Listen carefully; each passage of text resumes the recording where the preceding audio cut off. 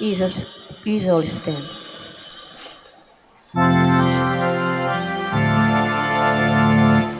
Let us all rejoice in the Lord as we celebrate the feast day in honor of all the saints. At whose festival the angels rejoice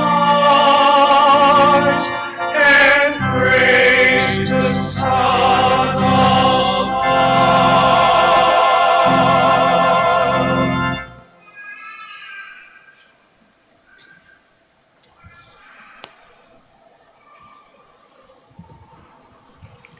In the name of the Father, and of the Son, and of the Holy Spirit. Amen.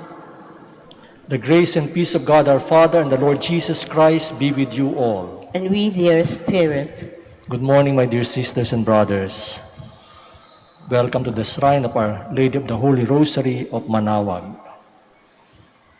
We now acknowledge our sins and so prepare ourselves to celebrate the sacred mysteries.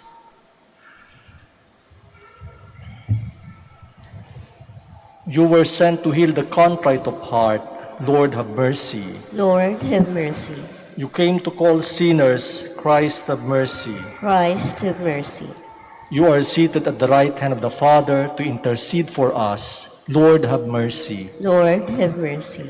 May Almighty God have mercy on us, forgive us our sins, and bring us to everlasting life. Amen.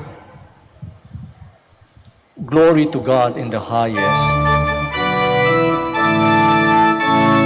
Glory to God in the highest, and on earth peace to people of good will.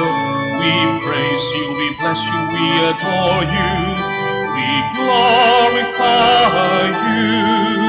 We give you thanks for your great glory, Lord God, heavenly King, O God, Almighty Father.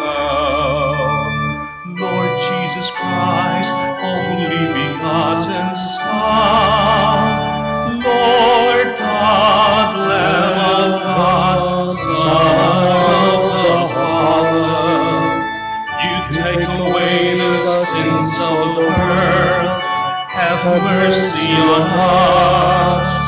You take away the sins of the world, receive our prayer. You are seated at the right hand of the Father, have mercy on us. For you alone are the Holy One, you alone are the Lord. You alone are the Most High Jesus Christ, with the Holy Spirit, in the glory of God the Father. Amen.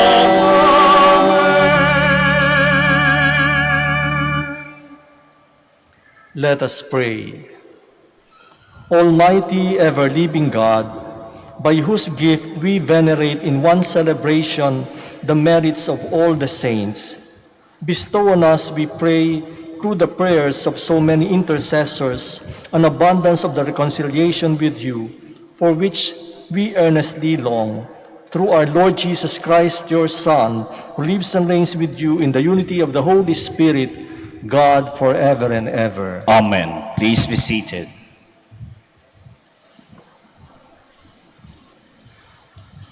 A reading from the book of Revelation.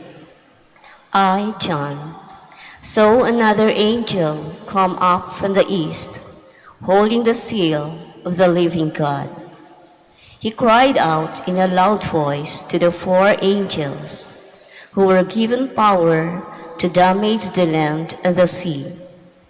Do not damage the land or the sea or the trees, until we put the seal on the foreheads of the servants of our God. I heard the number of those who had been marked with a seal, 144,000 marked from every tribe of the children of Israel. After this, I had a vision to a great multitude, which no one could count, from every nation, race, people, and tongue. They stood before the throne and before the Lamb, wearing white robes and holding palm branches in their hands. They cried out in a loud voice, "Salvation comes from our God, who is seated on the throne, and from the Lamb." All the angels stood around the throne, and around the elders and the four living creatures. They prostrated themselves before the throne, worshiped God, and exclaimed, "Amen. Blessing and glory, wisdom and thanksgiving, honor, power and might be to our God forever and ever. Amen." Then one of the elders spoke up and said to me, "Who are these wearing white robes, and where did they come from?" I said to him, "My Lord, you are the one who knows." He said to me, "These are the ones who have survived the time of great distress. They have washed their robes and made them white in the blood of the Lamb." The word of the Lord. Thanks be to God. Lord, this is the people that longs to see your face. Lord, this is the people that longs to see your face. The Lord's are the earth and its fullness, the world and those who dwell in it. For he founded it upon the seas and established it upon the rivers. Lord, this is the people that longs to see your face. Who can ascend the mountain of the Lord, or who may stand in his holy place? One whose hands are sinless, whose heart is clean, who desires not what is vain. Lord, this is the people that longs to see your face. He shall receive a blessing from the Lord, a reward from God his Savior. Such is the race and seeks him, that seeks the face of the God of Jacob. Lord, this is the people that longs to see your face. A reading from the first letter of St. John. Beloved, see what love the Father has bestowed on us, that we may be called the children of God. Yet, so we are. The reason the world does not know us is that it did not know him. Beloved, we are God's children now. What we shall be has not yet been revealed. We do know that when it is revealed, we shall be like him, for we shall see him as he is. Everyone who has this hope based on him makes himself pure, as he is pure. The word of the Lord. Thanks be to God. Please stand.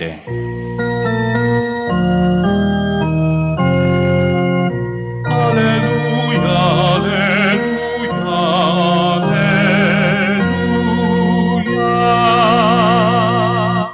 Come to me, all who have labor and are burdened, and I will give the rest, says the Lord. Alleluia, alleluia, alleluia.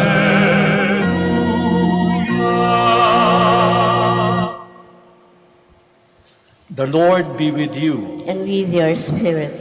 A reading from the Holy Gospel according to Saint Matthew. Glory to you, O Lord.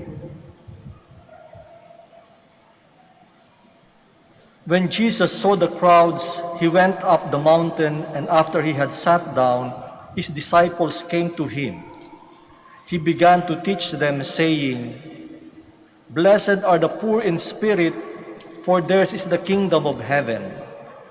Blessed are they who mourn, for they will be comforted. Blessed are the meek, for they will inherit the land.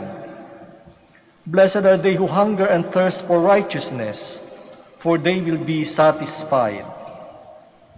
Blessed are the merciful, for they will be shown mercy.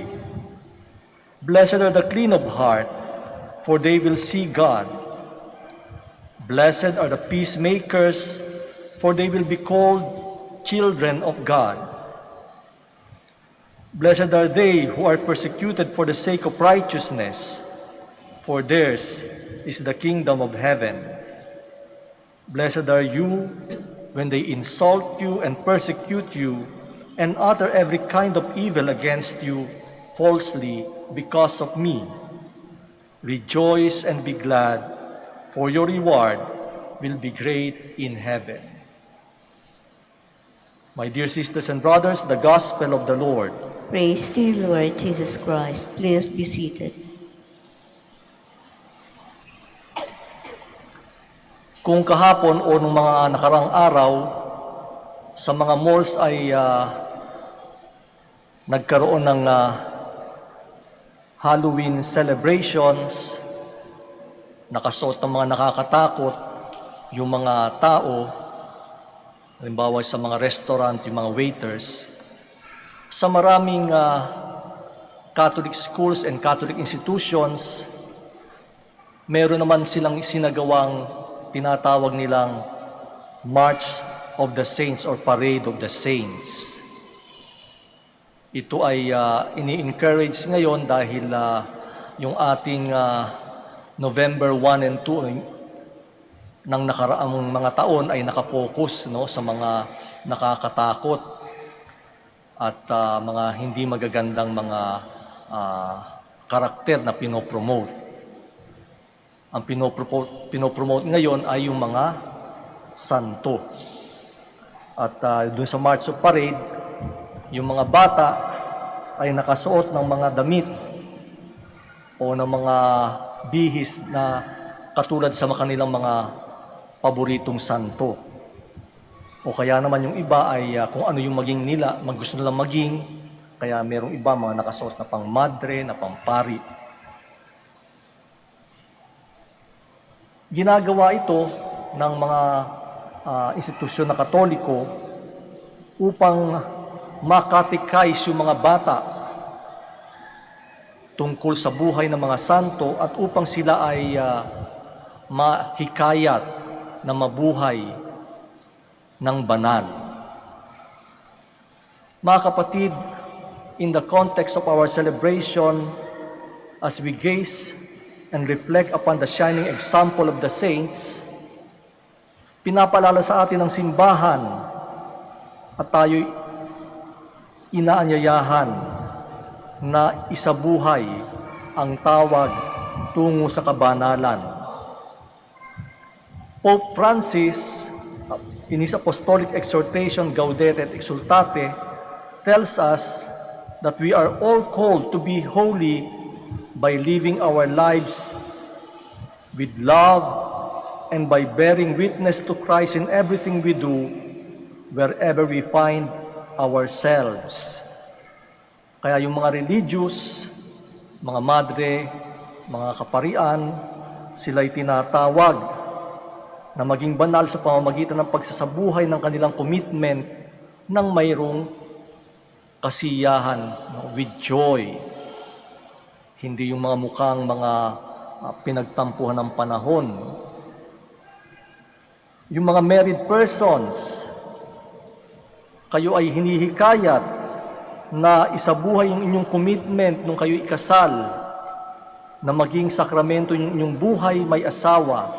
Ibig sabihin, yung kabanalan para sa inyo ay maipakita kung gaano kamahal ni Jesus ang simbahan. Kaya nga yung katapatan ng mag-asawa sa isa't isa, yon ay pagpapakabanal. Yung mga nagtatrabaho sa mga tanggapan, yung mga namamasukan, tinatawag din kayo sa kabanalan sa pamamagitan ng pagtatrabaho ng mayroong integridad at paghahasa ng inyong mga skills, no? Yung bang honestly ginagawa ang lahat ng kakayahan para maisulong yung vision and mission ng kanilang mga pinapasukang tanggapan. Yung mga magulang, mga lolo't lola rin, tinatawag din kayo tungo sa kabanalan, halimbawa sa pamamagitan ng pagtuturo sa inyong mga anak at mga apo kung papaano matulad ang kanilang buhay sa buhay ng ating Panginoong Hesukristo. Yung mga may posisyon sa gobyerno at sa mga pampribadong tanggapan, tinatawag din kayo para maging banal. Halimbawa sa pamamagitan ng pagtataguyod ng ikabubuti ng nakararami, the common good, and by renouncing personal gain. Lahat tayo tinatawag maging banal.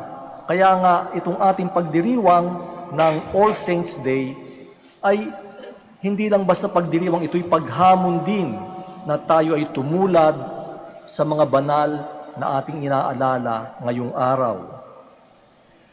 Sabi noon ni Pope Francis, we don't have to begin with grand act of gesture of sanctity. Hindi natin kailangan ng grande na magagawa natin para tayo maging banal. Sabi ng Santo Papa, this holiness to which the Lord calls us will grow through small gestures.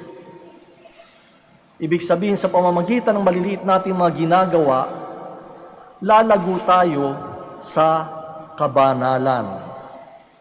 Kung halimbawa, ang isang babae na pumunta sa grocery para siya ay mamili, pagkatapos siya ay naka-meet ng kanyang kakilala, nag-open ng isang issue o chismis, yung pag-iwas niya na makipagchismisan, yun ay maliit ng hakbang tungo sa kabanalan. At kapag pumunta siya sa bahay, pag uwi niya sa bahay, kung pagod na siyang pamimili, tapos yung anak niya ay nakaabang doon, sapagkat merong gustong ihaing sa kanya na pangangailangan, yung pakikinig kahit siya'y pagod, yun ay isang maliit ding hakbang tungo sa kabanalan. Maliliit na mga hakbang, mga kapatid, kahit na tayo ay meron din mga pinagdadaanan, yan ay inaasahan sa ating upang tayo ay lumago sa kabanalan. Kaya nga, sa pagpapatuloy natin sa Santa Misang ito,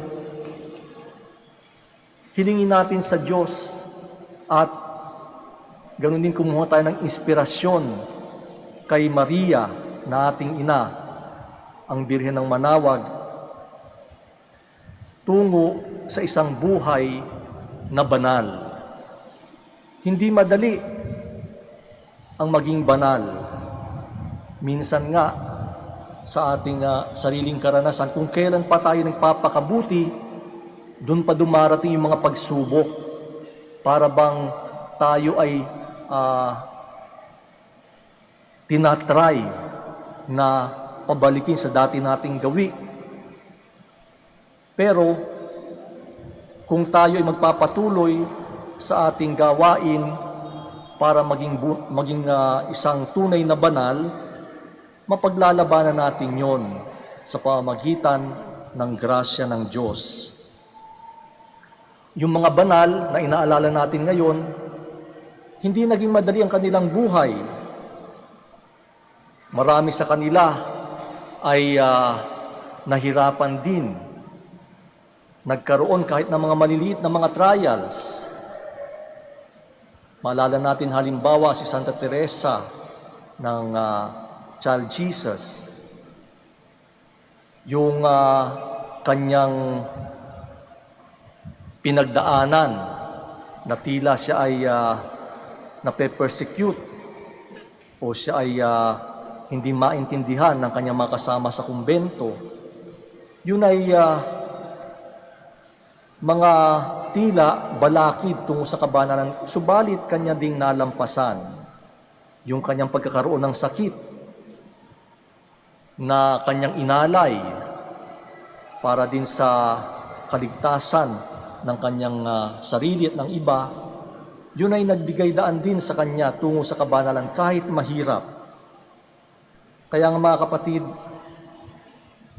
huwag nating aasahan na kapag tayo nagpapakabanal, mas magiging madali pang ating buhay. Meron pa rin mga pagsubok na darating. Pero, makakaasa tayo sa grasya ng Diyos. Katulad sa mga banal na ngayon ay kapiling na ng ating poong may kapal na nandoon sa buhay na walang hanggan, tayo di makakaasa sa grasya ng Diyos. By the grace of God, we can become like the saints. By the grace of God, we can also become saints.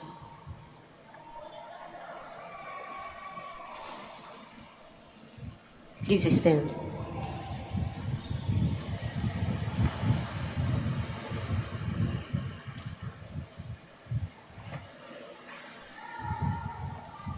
Let us all profess our Catholic faith. I believe in one God, the Father Almighty, maker of heaven and earth, of all things visible and invisible. I believe in one Lord Jesus Christ, the only begotten Son of God, born of the Father before all ages, God from God, light from light, true God from true God, begotten not made, consubstantial with the Father. Through him all things were made. For us men and for our salvation, he came down from heaven, and by the Holy Spirit was incarnate of the Virgin Mary and became man. For our sake he was crucified under Pontius Pilate. He suffered death and was buried, and rose again on the third day in accordance with the Scriptures. He ascended into heaven, and is seated at the right hand of the Father. He will come again in glory to judge the living and the dead, and his kingdom will have no end. I believe in the Holy Spirit, the Lord, the giver of life, who proceeds from the Father and the Son, who with the Father and the Son is adored and glorified, who has spoken through the prophets. I believe in one holy Catholic and Apostolic Church. I confess one baptism for the forgiveness of sins, and I look forward to the resurrection of the dead, and the life of the world to come. Amen.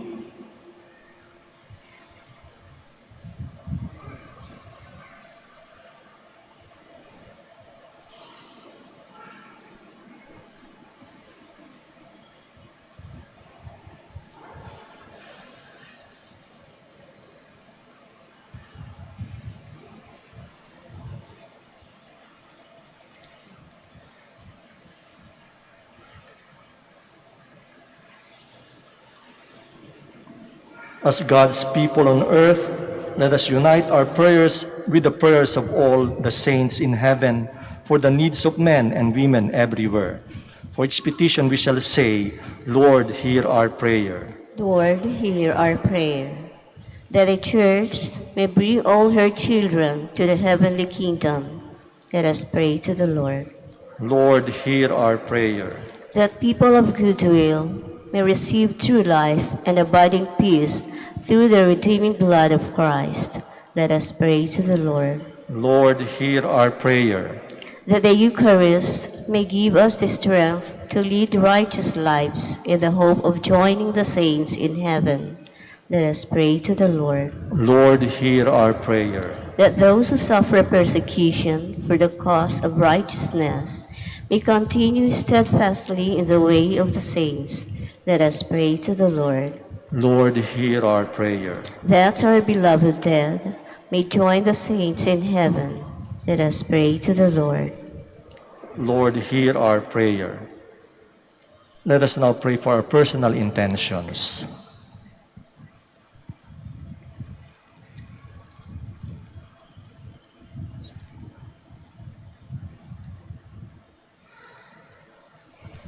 Father of holiness and grace, we offer our petitions with the prayers of the Blessed Mary, and all the saints, confident in your mercy, revealed in their heroic lives. We ask this through Christ our Lord. Amen. Please be seated.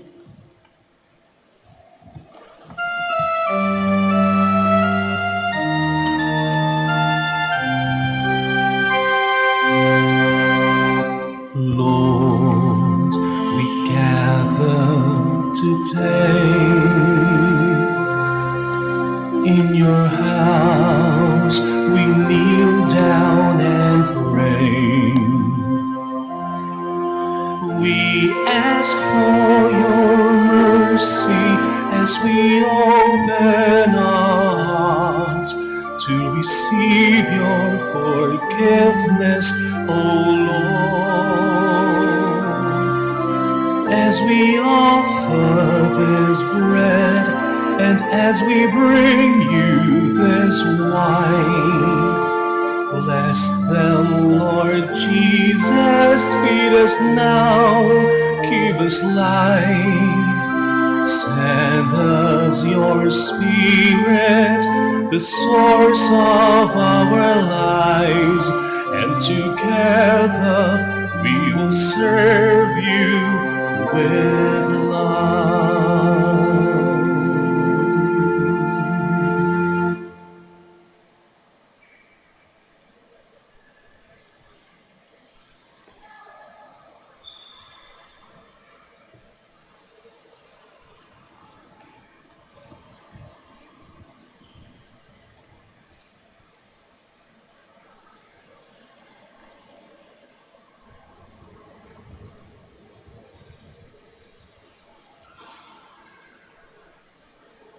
Please stand.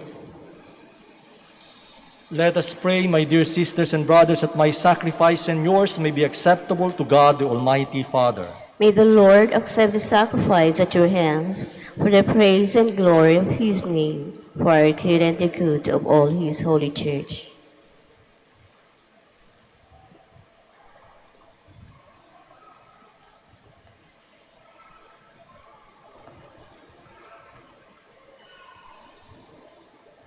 May these offerings we bring in honor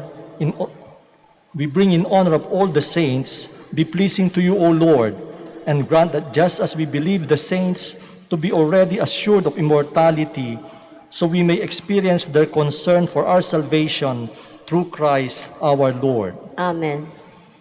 The Lord be with you. And with your spirit, Lift up your hearts. we lift them up to the Lord. Let us give thanks to the Lord our God. It is right and just. It is truly right and just, our duty and our salvation, always and everywhere to give you thanks, Lord, Holy Father, Almighty and Eternal God. For today, by your gift, we celebrate the festival of your city, the heavenly Jerusalem, our mother, where the great array of our brothers and sisters already gives you eternal praise. Towards her, we eagerly hasten as pilgrims advancing by faith, rejoicing in the glory bestowed upon those exalted members of the Church, through whom you give us in our frailty both strength and good example. And so we glorify you with the multitude of saints and angels, as with one voice of praise we acclaim.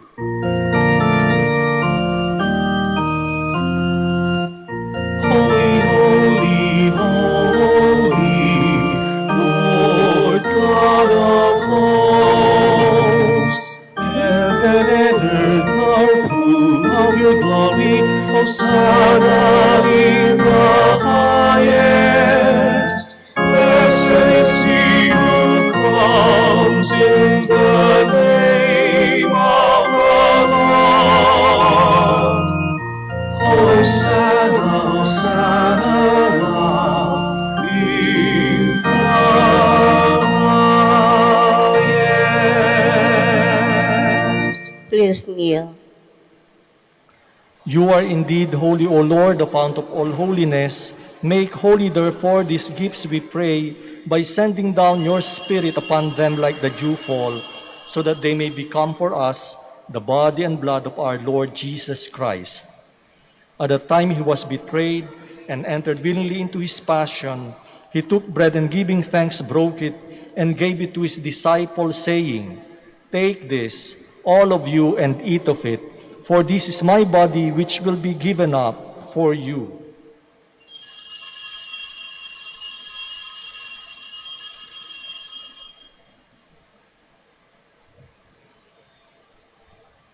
In a similar way, when supper was ended, he took the chalice, and once more giving thanks, he gave it to his disciples, saying, "Take this, all of you, and drink from it, for this is the chalice of my blood, the blood of the new and eternal covenant, which will be poured out for you and for many for the forgiveness of sins. Do this in memory of me."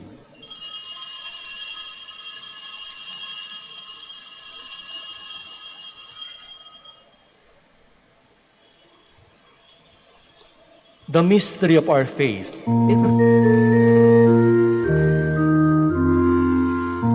We proclaim your death, O Lord, and profess your resurrection until you come again.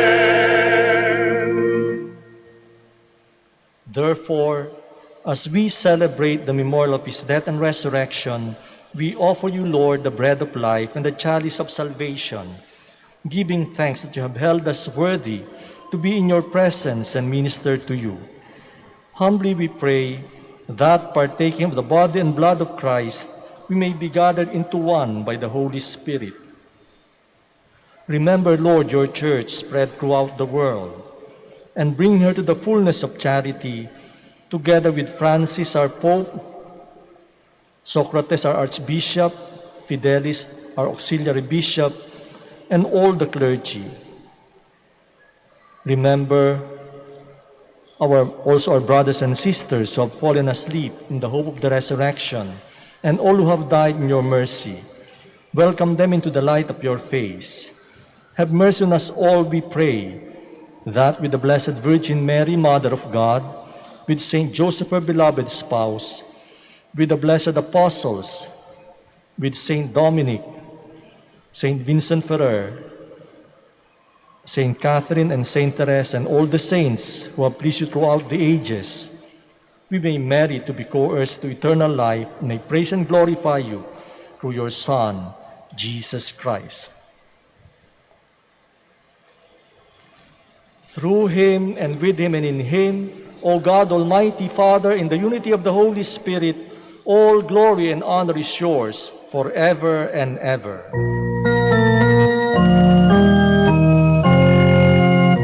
Amen, amen, amen,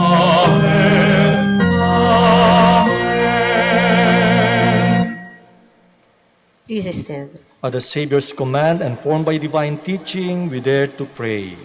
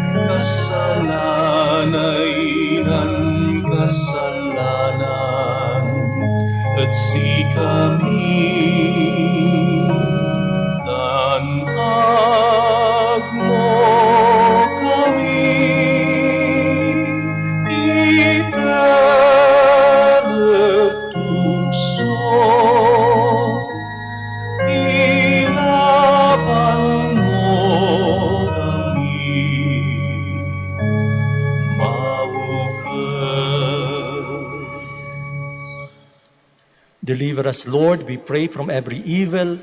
Graciously grant peace in our days, that by the help of your mercy, we may be always free from sin and safe from all distress, as we await the blessed hope and the coming of our Savior, Jesus Christ.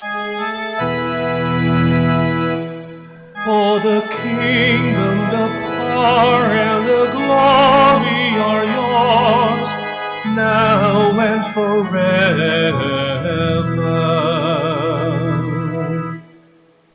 Lord Jesus Christ, who said to your apostles, "Peace I leave you, my peace I give you," look not on our sins, but on the faith of your church, and graciously grant her peace and unity in accordance with your will, who live and reign forever and ever. Amen. The peace of the Lord be with you always. And with their spirit. Let us now offer to one another Christ's sign of peace. Peace be with you.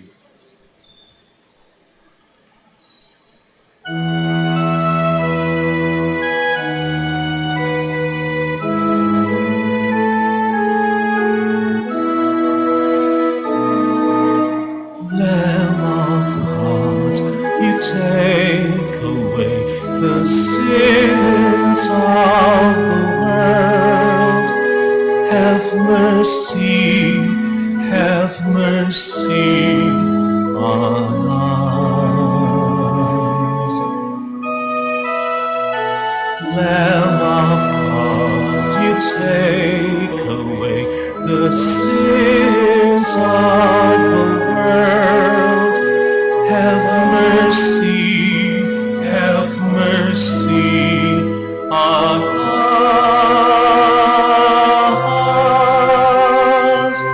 Lamb of God, you take away the sins of the world. Grant us peace. Grant us peace. Please kneel.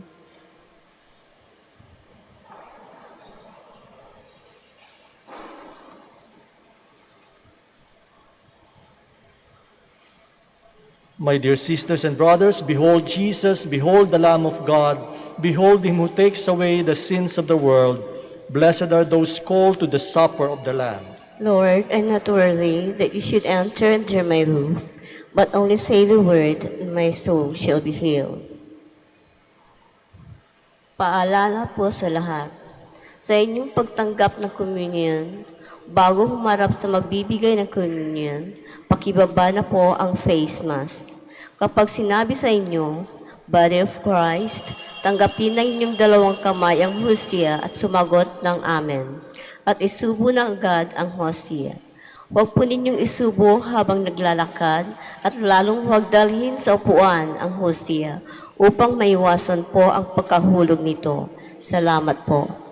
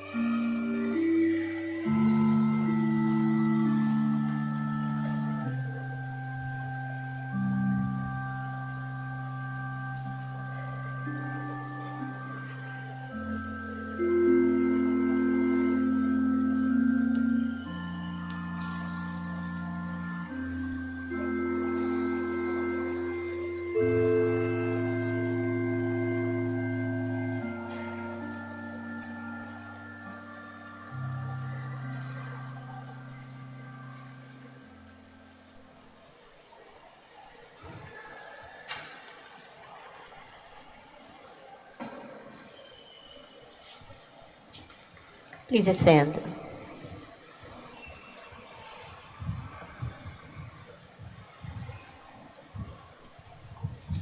Let us pray.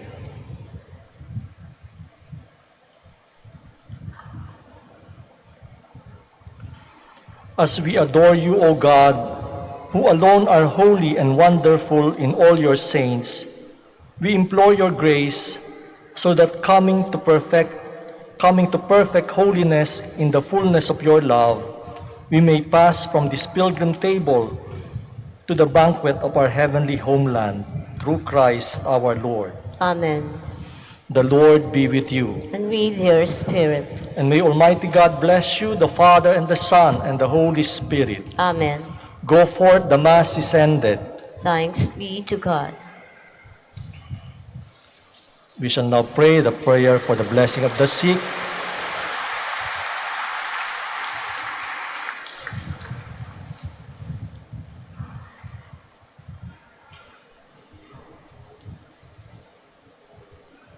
Let us pray. God, our Almighty Father, by your blessing you give us strength and support in our frailty. Turn with kindness toward our sick brothers and sisters. Free them from all illness and restore them to good health. Through the intercession of Our Lady of the Rosary of Manaoag, so that in the sure knowledge of your goodness, they will gratefully bless your holy name. We ask this through Christ our Lord. Amen. We shall now pray the prayer for the blessing of rosaries and other religious articles. Let us pray in memory of the mysteries of the life, death, and resurrection of our Lord Jesus Christ, and to the honor and glory of the Blessed Virgin Mary, Mother of Christ, Mother of the Church, Our Lady of the Rosary of Manaoag.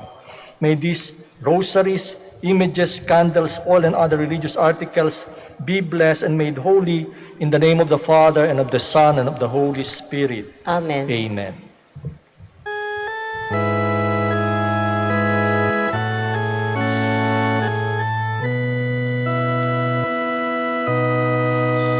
O beautiful Mary, our loving Mother, do help us and lead us to our way to heaven.